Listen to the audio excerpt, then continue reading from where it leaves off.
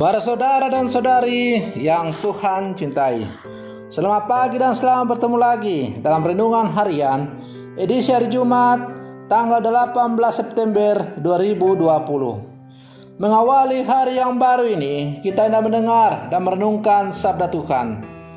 Marilah sebelum kita mendengar dan merenungkan sabda Tuhan, kita berdoa. Dalam nama Bapa dan Putra dan Roh Kudus, amin. Allah Bapa kami, sumber kekuatan. Semoga hidup kami ini kami sadari dengan kuat. Semoga semua orang Kau beri harapan dalam sabda Putramu. Perkenankanlah dunia bernafas berkat daya Roh Kudus-Mu. Bersabdalah ya Tuhan, kami siap untuk mendengarkan.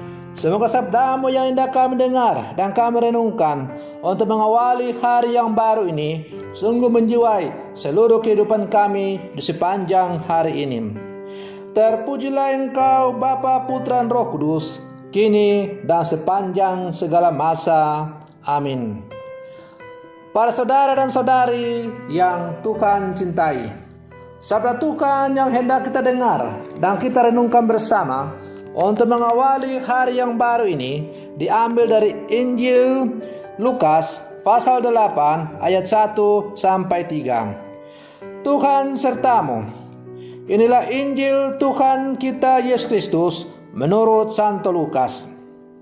Yesus berkeliling dari kota ke kota dan dari desa ke desa memberitakan Injil Kerajaan Allah.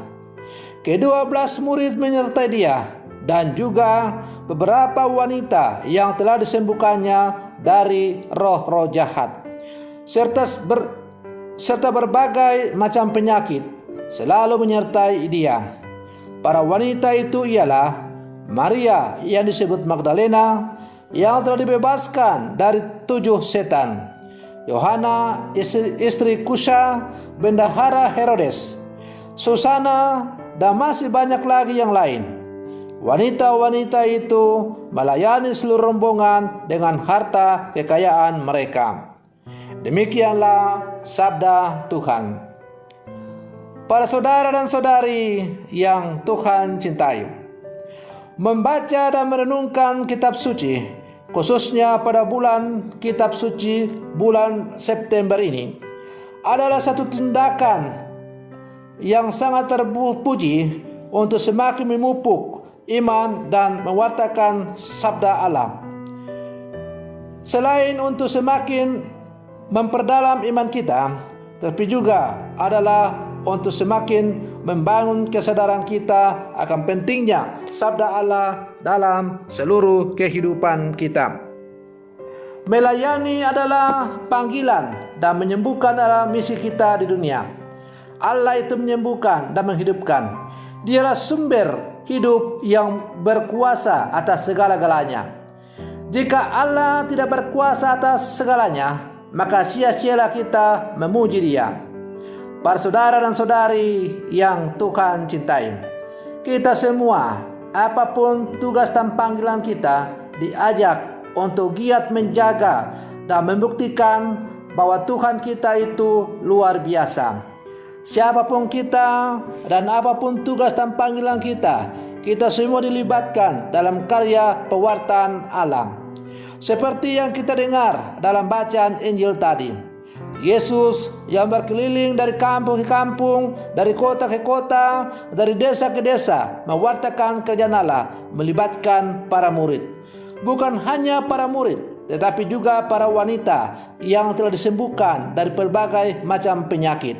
Mereka juga ikut mendukung karya pewartaan Injil dari Yesus dengan sesuai dengan kodrat mereka sebagai seorang wanita, yaitu menjamu para rombongan dengan menyediakan makan dan minum yang dihasilkan dari harta kekayaan mereka.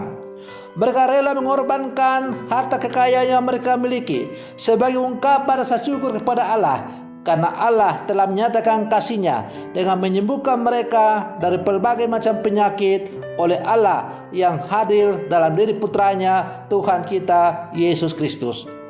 Para saudara dan saudari yang Tuhan cintai, Kita sebagai murid-murid Yesus yang hidup di zaman sekarang, kita juga tetap dipanggil dan diutus oleh Yesus untuk terlibat sesuai dengan kapasitas kita masing-masing untuk terlibat dalam misi pewartaan kerajaan Allah. Siapapun kita, apapun panggilanmu, apa statusmu, Allah tidak pernah memandang apakah kita orang berdosa, orang suci, apakah engkau layak atau tidak. Tetapi Allah hanya melihat bahwa di dalam diri setiap umatnya ada potensi yang ia butuhkan sebagai alatnya untuk membantu pewartaan kerajaan Allah di muka bumi ini. Oleh karena itu, sebagai orang-orang beriman, murid-murid Yesus yang itu zaman sekarang, kita harus peka dan berani menanggapi panggilan Allah itu untuk menjadi rekan sekerjanya dengan mewartakan sabda Allah lewat tugas dan panggilan kita masing-masing. Maka tepatlah tema bulan kitab suci tahun 2020, mewartakan kabar baik di tengah krisis iman dan identitas. Para saudara dan saudari yang Tuhan cintai, kita sekarang memang mengalami krisis yang luar biasa akibat dari pandemi virus corona. Krisis ini, pandemi virus corona ini bukan hanya membuat kita mengalami krisis iman, tetapi juga membuat kita mungkin mengalami krisis identitas. Di tengah-tengah berbagai krisis yang kita alami dalam hampir seluruh aspek kehidupan kita, warta kerajaan Allah tetap dikumandangkan untuk kita kembali ke jalan yang benar. Mewartakan kabar baik di tengah krisis iman dan identitas menyadarkan kita bahwa dalam situasi apapun, Allah selalu hadir dan berjalan bersama dengan kita.